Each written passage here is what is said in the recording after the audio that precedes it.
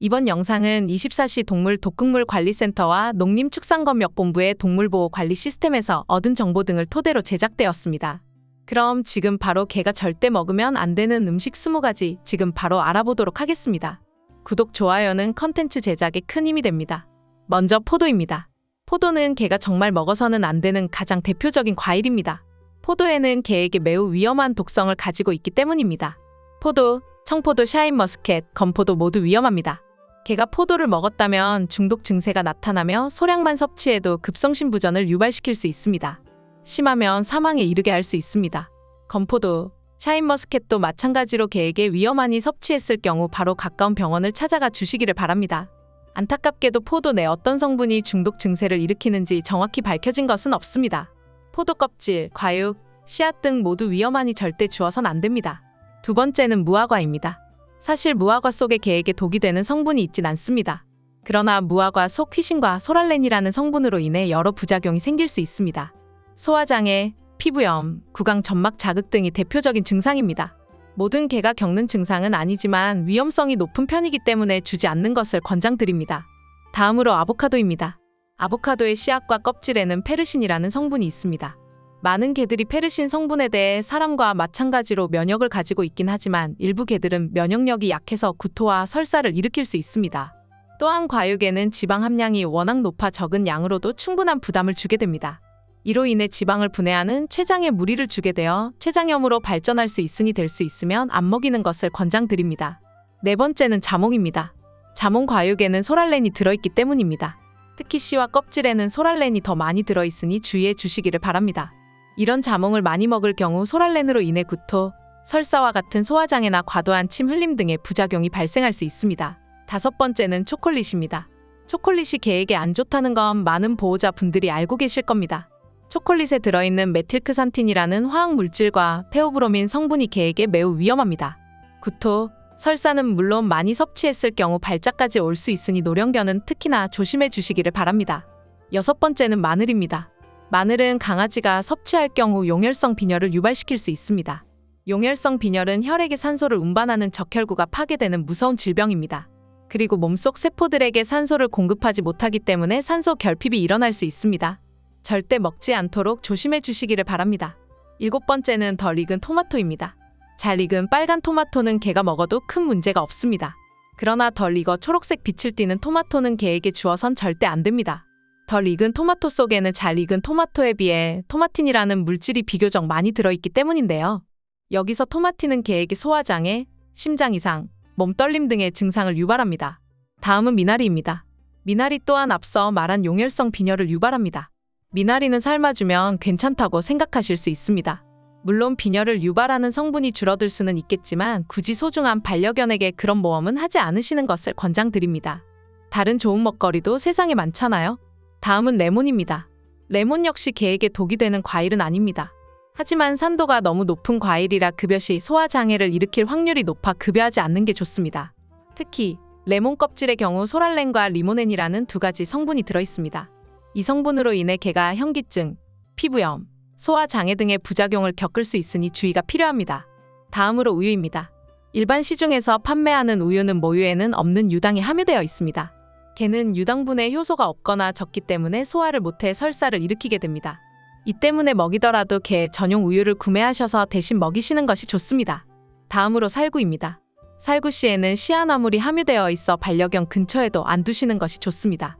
시아나물을 다른 말로 하면 우리가 흔히 알고 있는 청산가리입니다. 독성이 굉장히 강하니 살구씨를 버릴 때는 반려견이 건드리지 못하는 곳에 꼭 버려주시기를 바랍니다. 그 다음으로 체리입니다. 체리도 앞서 말씀드린 살구와 마찬가지로 씨앗에 청산가리 성분이 있으니 반려견이 있는 곳에서 먹을 때 조심해서 드시기를 바랍니다. 순식간에 달려와 먹을 수도 있으니 말입니다. 다음으로 치킨입니다. 치킨 많이 좋아하시죠? 치킨 냄새는 사람도 정말 참기 힘든데 후각이 발달한 개들은 얼마나 힘들까요? 그래서 치킨이 오면 어김없이 냄새를 맡고 달려옵니다. 그리고 세상 불쌍한 표정을 보이며 바라볼 때가 많이 있습니다. 이때 많은 보호자분들이 마음이 아파 치킨을 줄 때가 있습니다. 불쌍하다고 한 조각 주면 반려견들이 씹어먹는 도중 부서진 닭뼈 조각으로 인해 소화기관에 큰 상처를 줄 수 있습니다. 치킨 먹을 때는 세상 슬프고 안타깝게 쳐다보더라도 반려견의 건강을 위해서 참아주시기를 바랍니다. 그럼 살을 발라서 주거나 순살은 괜찮지 않나? 싶은 분들이 있으실 겁니다. 살코기만 발라서 주신다고 해도 개에게는 좋지 않습니다. 그 이유는 바로 나트륨 때문입니다. 개는 사람에 비해 필요로 하는 나트륨의 양이 극도로 적습니다. 정량의 사료만 먹이신다면 이미 충분한 나트륨이 섭취된 상태입니다. 그러니 치킨 같이 나트륨이 필요 이상으로 많이 함유된 음식은 피하시는 게 좋습니다. 또한 빵처럼 이스트가 들어간 음식은 개의 소화기관을 팽창시키고 유해가스를 만들어 불편함을 넘어 고통스럽게 만듭니다. 그러니 옆에 있다가 가볍게 한 조각 떼어주는 행동은 안 하는 것을 권장드립니다.